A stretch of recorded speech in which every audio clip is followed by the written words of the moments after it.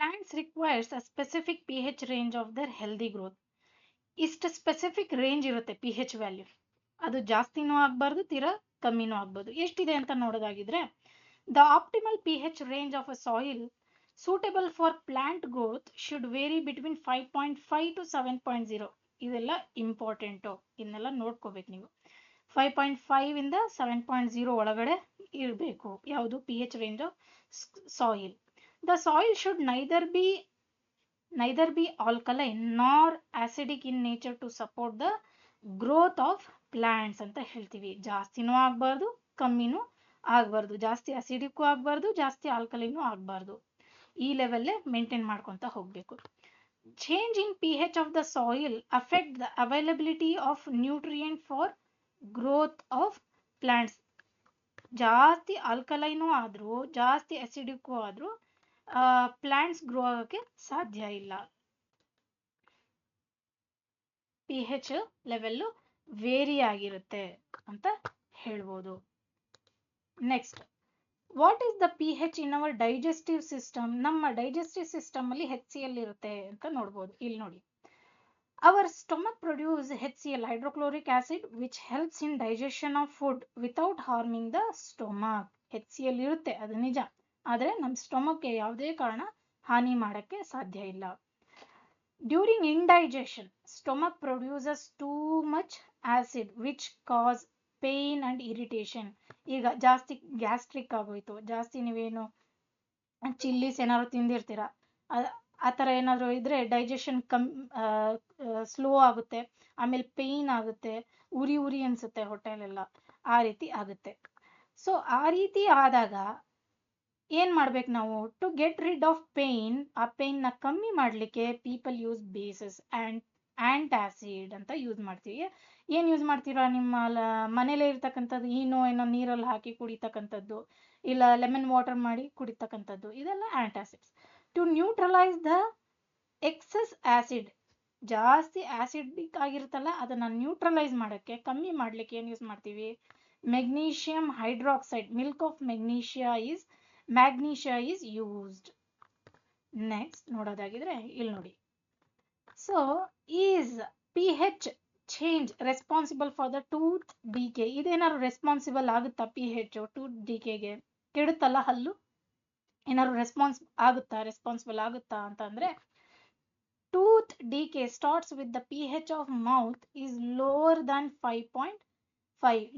5.5 ಕೆಳಗಡೆ ಬರ್ತಾ ಇದೆ ಅಂದ್ರೆ ನಿಮ್ಮ ಹಲ್ಲು ಕೆಡ್ತಕ್ಕಂಥ ಚಾನ್ಸಸ್ ಜಾಸ್ತಿ ಇರುತ್ತೆ. ಅದಕ್ಕೆ ಯಾವಾಗಲೂ ಹೇಳ್ತಾರೆ ಡಾಕ್ಟರ್ಸು, 2 ಟೈಮು ಬ್ರಷ್ ಮಾಡಿ, ಬೆಳಗ್ಗೆ ಎದ್ದಿದ ತಕ್ಷಣ, ರಾತ್ರಿ ಮಲ್ಕೋಬೇಕಾದ್ರೆ ಬ್ರಷ್ ಮಾಡಿ ಮಲಗಿ ಅಂತ ಹೇಳ್ತಾರೆ. ಯಾಕೆ? ತಿಂದಿದ್ದೆಲ್ಲ ಪದಾರ್ಥ ಹಲ್ಲಲ್ಲೇ ಇದ್ರೆ ಅದು ಕೆಡ್ತಾ ಹೋಗುತ್ತೆ.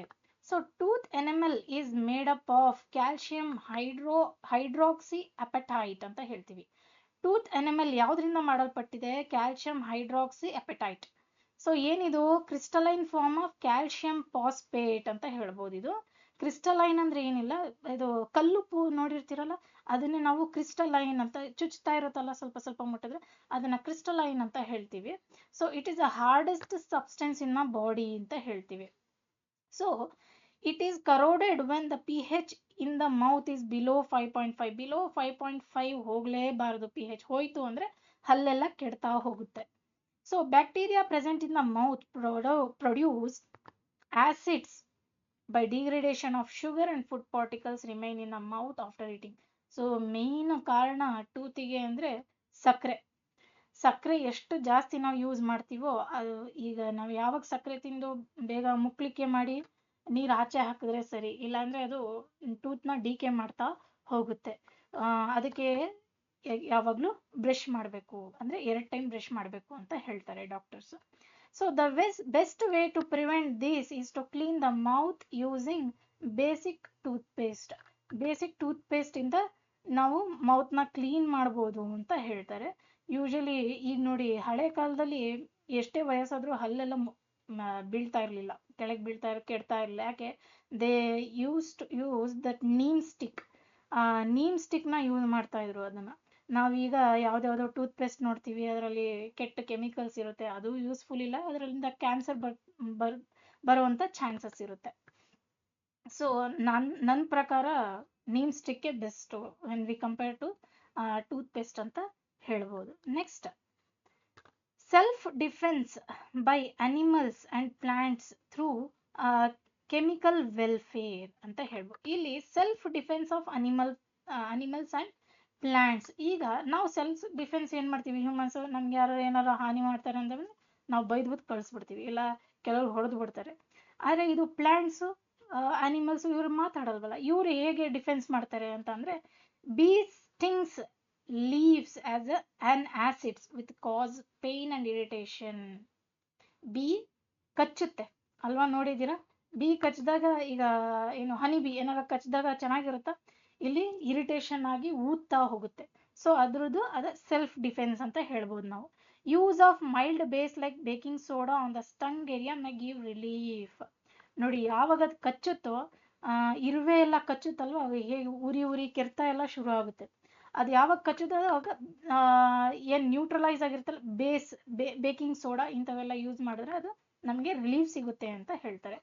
Stinging hairs of nettle leaves inject methanoic acid. ನೋಡಿ, ಕೆಲವು ಪ್ಲಾಂಟ್ಸ್ ಅಲ್ಲಿ ಲೀಫ್ ಅಲ್ಲಿ ಮೆಥನೋಯಿಕ್ ಆಸಿಡ್ ಇರುತ್ತೆ, formic acid cause burning pain. ನೋಡಿ ಇಲ್ಲಿ ಫಾರ್ ಎಕ್ಸಾಂಪಲ್ ನಾನು ಹೇಳ್ಬೋದು, ಇದು ತುರ್ಕೆ ಸೊಪ್ಪು ಅಂತ ಹೇಳ್ತೀವಲ್ಲ, ಈಗ ಅದನ್ನೆಲ್ಲ ಮುಟ್ಟಕ್ಕೆ ಹೋಗ್ತೀವ, ಸಪೋಸ್ ಕಾಲಿಗೋ ಕೈಗೋ ತಾಕ್ತು ಅಂದ್ರೆ ಇಲ್ಲಿ ಕೆರ್ತಾ ಶುರು ಆಗುತ್ತೆ. ಅದರಲ್ಲಿ ಏನಿರುತ್ತೆ ಅಂದ್ರೆ methanoic acid. So formic acid ಇದೆ ಅಂತ ಹೇಳ್ಬೋದು, ವಿಚ್ ಕಾಸಸ್ ಬರ್ನಿಂಗ್ ಪೇನ್, ಉರಿ ಆಗುತ್ತೆ. ನೆಕ್ಸ್ಟ್ ನೋಡೋದಾಗಿದ್ರೆ, some of the natural occurring acids. Naturally ಯಾವ್ದ್ಯಾವ್ದು ಇರುತ್ತೆ ಆಸಿಡ್, ನಾನು ಫಸ್ಟ್ ಇನಿಷಿಯಲಿ ನಾನು ಹೇಳಿದ್ದೆ, ನಮ್ಮ ಲೈಫಲ್ಲಿ ನಾವು ಡೈಲಿ ಯೂಸ್ ಮಾಡ್ತೀವಿ, ಮನೇಲಿ ಯೂಸ್ ಮಾಡ್ತೀವಿ ಅಂದ್ರೆ ಯಾವ್ದ್ಯಾವ್ದು ಅಂತ ನೋಡ್ಬೋದು ಇಲ್ಲಿ ಆಸ್ಪಿರೆಂಟ್ಸ್. ಇಲ್ಲಿ ನೋಡಿ, ವಿನೆಗರ್ ಅಸಿಟಿಕ್ ಆಸಿಡ್ ಇರುತ್ತೆ, ಆರೆಂಜ್ ಅಲ್ಲಿ ಸಿಟ್ರಿಕ್ ಆಸಿಡ್ ಇರುತ್ತೆ, ಇದೆಲ್ಲ ಇಂಪಾರ್ಟೆಂಟು ನೋಡ್ಕೊಂಡು. ಟ್ಯಾಮರಿನ್ ಅಲ್ಲಿ, ಹುಣಸಿನಲ್ಲಿ ಏನಿರುತ್ತೆ ಟಾರ್ಟರಿಕ್ ಆಸಿಡ್ ಇರುತ್ತೆ, ಟೊಮೆಟೊದಲ್ಲಿ ಏನಿರುತ್ತೆ ಆಕ್ಸಾಲಿಕ್ ಆಸಿಡ್ ಇರುತ್ತೆ, ಕರ್ಡಲ್ಲಿ ಏನಿರುತ್ತೆ ಲ್ಯಾಕ್ಟಿಕ್ ಆಸಿಡ್ ಇರುತ್ತೆ, ಲೆಮನ್ ಅಲ್ಲಿ ಏನಿರುತ್ತೆ ನಿಂಬೆಹಣ್ಣಲ್ಲಿ ಸಿಟ್ರಿಕ್ ಆಸಿಡ್ ಇರುತ್ತೆ, ಆ್ಯಂಡ್ ಸ್ಟಿಂಗ್ ಅಲ್ಲಿ ಏನಿರುತ್ತೆ ಮಿಥನೋಯಿಕ್ ಆಸಿಡ್ ಇರುತ್ತೆ, ನೆಟಲ್ ಸ್ಟಿಂಗ್ ಹೇಳಿದ್ನಲ್ಲ ತುರ್ಕೆ ಸೊಪ್ಪು ಅದು ಇದೆಲ್ಲ ಮೆಥನೋಯಿಕ್ ಆಸಿಡ್ ಇರುತ್ತೆ. ನೆಕ್ಸ್ಟ್, ಏನಿದು ಸಾಲ್ಟ್ ಅಂದ್ರೆ, the substance formed in addition to water when acid base react with each other. ಈಗ ಕೇಳಬಹುದು ಎಕ್ಸಾಮ್ ಅಲ್ಲಿ, what happens when acid and base react with each other, what do we get salt. They generally show neutral ಬಿಹೇವಿಯರ್ನ show ಮಾಡುತ್ತೆ. ಅದ್ರ pH ಏನು ಹೇಳ್ತೀವಿ ನಾವು ಅಂದ್ರೆ 7 ಇರುತ್ತೆ ಅಂತ ಹೇಳ್ತೀವಿ. 7ಗಿನ್ನ ಜಾಸ್ತಿ ಆದ್ರೆ ಅದು ಮೋರ್ ಬೇಸಿಕ್, ಕಾನ್ಸಂಟ್ರೇಷನ್ ಜಾಸ್ತಿ ಇರುತ್ತೆ ಅಂತ OHದು ಜಾಸ್ತಿ ಇರುತ್ತೆ ಅಂತ ನಾವು ಹೇಳ್ಬೋದು. They also classified into 2 types. ಇದನ್ನ 2 ಟೈಪ್ಸ್ ಆಫ್ ಟೂ ಟೈಪ್ಸ್ ಆಗಿ ಕ್ಲಾಸಿಫೈ ಮಾಡ್ತೀವಿ, ಅಸಿಡಿಕ್ ಸಾಲ್ಟ್, ಬೇಸಿಕ್ ಸಾಲ್ಟ್ ಆಗಿ. ಸೊ ಅಸಿಡಿಕ್ ಸಾಲ್ಟ್ ಅಂದ್ರೆ ಏನು, they R formed by partially replacing of hydrogen ions of acid by metal. ಈ ಇನ್ ಅಸಿಡಿಕ್ ಸಾಲ್ಟ್ ಏನಿರುತ್ತೆ, hydrogen ions ನ replace ಮಾಡುತ್ತೆ metals ಅದನ್ನ. ಸೊ ಇಲ್ಲಿ ನೋಡಿ, for example ammonium chloride, ferric chloride ಅಂತ ಕೊಟ್ಟಿದೀವಿ ಎಕ್ಸಾಂಪಲ್ಸ್. ನೆಕ್ಸ್ಟ್, ಬೇಸಿಕ್ ಸಾಲ್ಟ್ಸ್ ಅಂದ್ರೆ ಏನು, they are form partially replace of hydroxide ions. OH ನ ರೀಪ್ಲೇಸ್ ಮಾಡುತ್ತೆ ಬೇಸಿಕ್ ಸಾಲ್ಟ್ ಅಲ್ಲಿ. ಅಸಿಡಿಕ್ ಸಾಲ್ಟ್ ಅಲ್ಲಿ ನೋಡಿ, ಹೈಡ್ರೋಜನ್ ನ ರೀಪ್ಲೇಸ್ ಮಾಡುತ್ತೆ. ಯಾಕೆ, ಹೈಡ್ರೋಜನ್ ಡಿಸೋಸಿಯೇಟ್ ಆದ್ರೆ ಏನ್ ಸಿಗುತ್ತೆ ನಮ್ಗೆ, H+ ಅಯಾನ್ ಸಿಗುತ್ತೆ, H+ ಅಯಾನ್ ಸಿಗುತ್ತೆ. ಇಲ್ಲಿ OH ಅಯಾನ್ ಸಿಗುತ್ತೆ. ಸೊ ಇಲ್ಲಿ ಎಕ್ಸಾಂಪಲ್ ನೋಡೋದಿದ್ರೆ Na2CO3, ಇದು calcium carbonate etcetera. Next, common salt ನಮ್ಮ ಮನೇಲೆಲ್ಲ ಇರುತ್ತಲ್ಲ, ಅದರ ಕೆಮಿಕಲ್ ನೇಮ್ ಏನಂತ ಹೇಳ್ತೀವಿ ಅಂದ್ರೆ ಸೋಡಿಯಂ ಕ್ಲೋರೈಡ್ ಅಂತ ಹೇಳ್ತೀವಿ, ಅದರ ಫಾರ್ಮುಲಾ NaCl. ಪ್ರಿಪರೇಷನ್ ಅಂತ ಬರೋದಾದ್ರೆ, ಹೇಗೆ ನಾವು ಇದನ್ನ NaCl ನ ಪ್ರಿಪೇರ್ ಮಾಡ್ಬೋದು ಅಂದ್ರೆ, it is formed by combination of hydrochloric acid and sodium hydroxide. Hydrochloric acid base ಜೊತೆಗೆ ಸೇರಿದ್ರೇನೆ ನಮಗೆ ಸಾಲ್ಟ್ ವಾಟರ್ ಸಿಗುತ್ತೆ ಅಂತ ನಾನು ಹೇಳ್ದೆ ಅವಾಗಲೇ. So HCl, when HCl, hydrochloric acid, reacts with sodium hydroxide, we get sodium chloride and water. ಇದ್ರ uses ನೋಡೋದಾಗಿದ್ರೆ it is widely used in food industry as a food preservative. ಇದನ್ನ ಫುಡ್ ಪ್ರಿಸರ್ವೇಟಿವ್ ಆಗೂ use ಮಾಡ್ತೀವಿ. ನಿಮ್ಮ ಮನೆಗಳಲ್ಲೂ ಮಾಡ್ತಾರೆ. ಏನ್ ಮಾಡ್ತಾರೆ ಅಂದ್ರೆ, ಈಗ ಪಿಕ್ಕಲ್ಸ್, ಉಪ್ಪಿನಕಾಯಿ ಎಲ್ಲ ಜಾಸ್ತಿ ದಿನ ಬರಬೇಕು ಅನ್ನೋದಾಗಿದ್ರೆ ಉಪ್ಪು ಜಾಸ್ತಿ ಸ್ವಲ್ಪ ಹಾಕಿ ಇಡ್ತೀವಿ ಅಲ್ವಾ. It is a major raw material in the industry manufacturing of various chemicals such as sodium carbonate, sodium hydrogen carbonate. ಈ NaCl ಅನ್ನೋದು ಏನಿದೆ, ಇಂಡಸ್ಟ್ರಿಯಲ್ಲೂ ತುಂಬಾ ಕೆಮಿಕಲ್ ಮ್ಯಾನುಫ್ಯಾಕ್ಚರ್ ಮಾಡ್ಲಿಕ್ಕೆ ಯೂಸ್ ಮಾಡ್ತೀವಿ. Next, caustic soda. Caustic soda ಅಂದ್ರೆ ಏನು, ಇದೆಲ್ಲ ಇಂಪಾರ್ಟೆಂಟ್ ಮೈ ಡಿಯರ್ ಫ್ರೆಂಡ್ಸ್. ಇದನ್ನೆಲ್ಲ ಚೆನ್ನಾಗಿ ನೋಡ್ಕೊಳ್ಳಿ, ಇಲ್ಲ ಸ್ಕ್ರೀನ್ ಶಾಟ್ ತೆಗೆದು ಬರ್ಕೊಳ್ಳಿ. ಕೆಮಿಕಲ್ ನೇಮ್ ಏನಿದು ಅಂದ್ರೆ ಸೋಡಿಯಂ ಹೈಡ್ರಾಕ್ಸೈಡ್ ಅಂತ ಹೇಳ್ತೀವಿ ಕಾಸ್ಟಿಕ್ ಸೋಡಾಗೆ. NaOH chemical formula. ಇದನ್ನ ನಾವು ಹೇಗೆ ಪ್ರಿಪೇರ್ ಮಾಡ್ತೀವಿ ಅಂದ್ರೆ, ಈ ಪ್ರಿಪರೇಷನ್ಗೆ ನಾವು ಯಾವ ಪ್ರೋಸೆಸ್ ಅಂತ ಹೇಳ್ತೀವಿ ಅಂದ್ರೆ ಕ್ಲೋರ್ ಆಲ್ಕಲಿ ಪ್ರೋಸೆಸ್ ಅಂತೀವಿ. ಏನದು ಅಂತ ನೋಡೋಣ ಬನ್ನಿ. When electricity is passed through on aqueous solution of NaCl solution, ಇದನ್ನ NaCl ನ ಬ್ರೈನ್ ಅಂತಾನು ನಾವು ಹೇಳ್ತೀವಿ. It decomposes to form NaOH. This process is called chlor-alkali process ಅಂತ ಹೇಳ್ತೀವಿ. ಎಲೆಕ್ಟ್ರಿಸಿಟಿ ಪಾಸ್ ಮಾಡಿದ್ಮೇಲೆ ಯಾವ ಸೊಲ್ಯೂಷನ್ ಅಲ್ಲಿ, NaCl NaOH ಸೊಲ್ಯೂಷನ್ ಅಲ್ಲಿ ಪಾಸ್ ಮಾಡಿದಾಗ, NaCl ಸೊಲ್ಯೂಷನ್ ಅಲ್ಲಿ ಪಾಸ್ ಮಾಡಿದಾಗ it is decomposes to form NaOH ಅಂತ ಹೇಳ್ತೀವಿ. ಇಲ್ಲಿ ರಿಯಾಕ್ಷನ್ ಇದೆ ನೋಡಿ friends. NaCl sodium chloride when reacts with the water we get NaOH sodium hydroxide, chlorine and H2 hydrogen gas, not water. ಇದ್ರ uses ನೋಡಿದ್ರೆ, it is used for making of soap, detergent and paper and fibres. Soap ಮಾಡ್ಲಿಕ್ಕೆ use ಆಗುತ್ತೆ, detergent use ಮಾಡ್ಲಿಕ್ಕೆ use ಆಗುತ್ತೆ, paper fibres ಎಲ್ಲ manufacture ಮಾಡ್ಲಿಕ್ಕೆ use ಆಗುತ್ತೆ. It is also used for degreasing metals.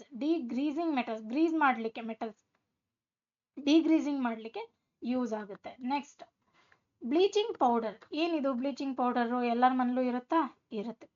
Chemical name ಏನಿದು bleaching ಪೌಡರ್ದು ಅಂದ್ರೆ ಕ್ಯಾಲ್ಸಿಯಂ ಆಕ್ಸಿಕ್ಲೋರೈಡ್. ಯಾಕಿದು ಆಕ್ಸಿ ಬಂತು ಇಲ್ಲಿ ನೋಡಿ, ಇಲ್ಲಿ ಕೆಮಿಕಲ್ ಫಾರ್ಮಲ್ಲಿ calcium oxychloride. So chemical formula ಏನಿದು CaOCl2 ಅಂದ್ರೆ bleaching powder.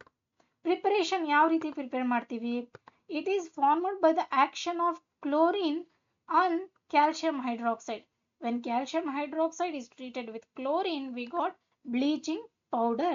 The chemical formula of bleaching powder is CaOCl2 plus water. Next, uses of bleaching powder. ಏನಂತಕ್ಕೆ ಯೂಸ್ ಮಾಡ್ತೀವಿ? It is used to make drinking water germ free. ಈಗ filter ನೀರು ಅಂತ ಹೇಳ್ತೀವಿ, ಅದರಲ್ಲಿ ಏನು ಹಾಕಿರ್ತಾರೆ? ಕ್ಲೋರಿನ್ ಹಾಕ್ತಿರ್ತಾರೆ. ಯಾಕೆ? ಜರ್ಮ್ನ ಕೊಲ್ಲಿಕ್ಕೋಸ್ಕರ. So it is also used as oxidising agent in many industries. ತುಂಬಾ ಇಂಡಸ್ಟ್ರಿಲಿ ಆಕ್ಸಿಡೈಸಿಂಗ್ ಏಜೆಂಟ್ ಆಗಿ ಯೂಸ್ ಮಾಡ್ತಾರೆ ಅಂತ ಹೇಳ್ತೀವಿ.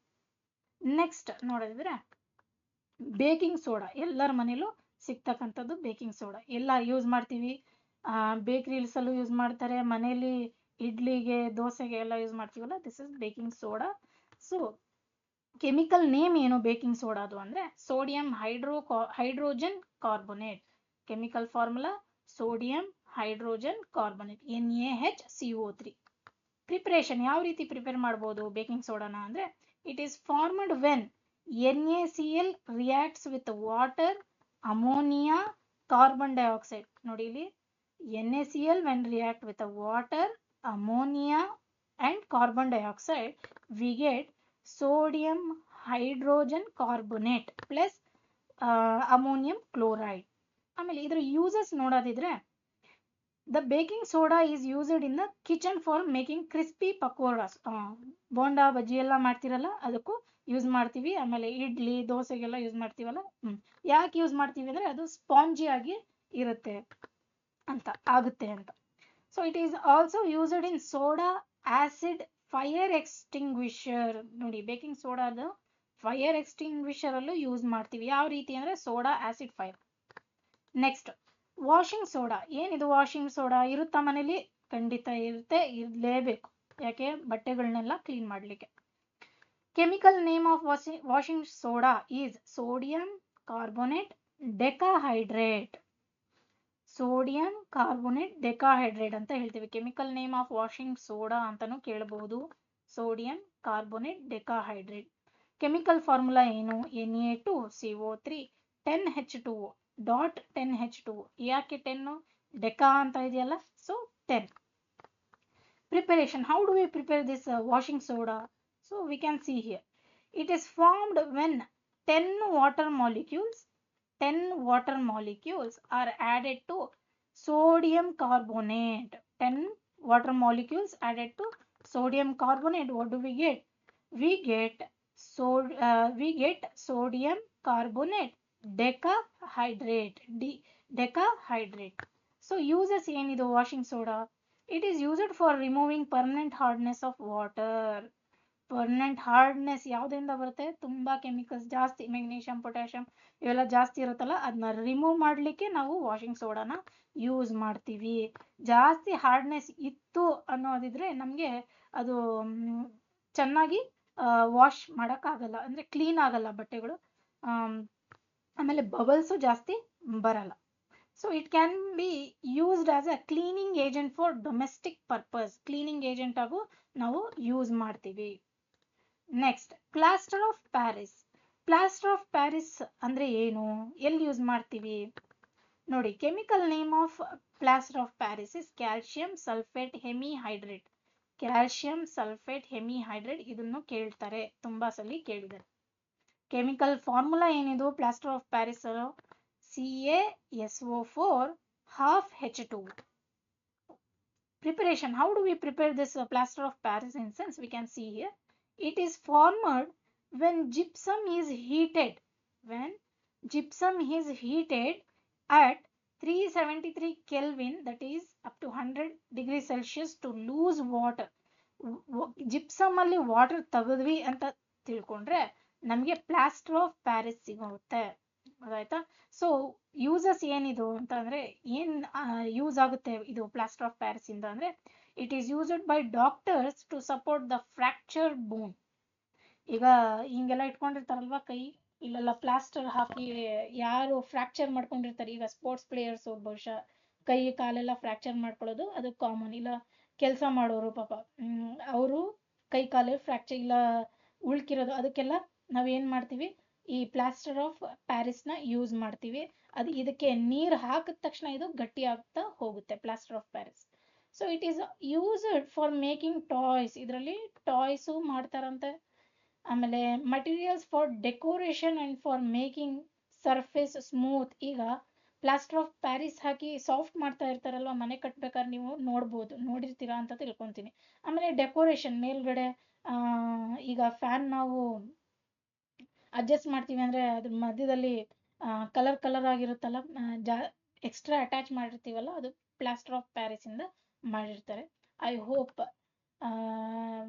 ಇದರಿಂದ ಈ ಲೆಸನ್ ಇಂದ ನಿಮಗೆ ಕ್ವಶನ್ಸ್ ಬರ್ಬೋದು ಅಂತ ತಿಳ್ಕೊಂಡು all the best for your TET exams ಅಂತ ಹೇಳ್ತೀನಿ friends. Thank you so much.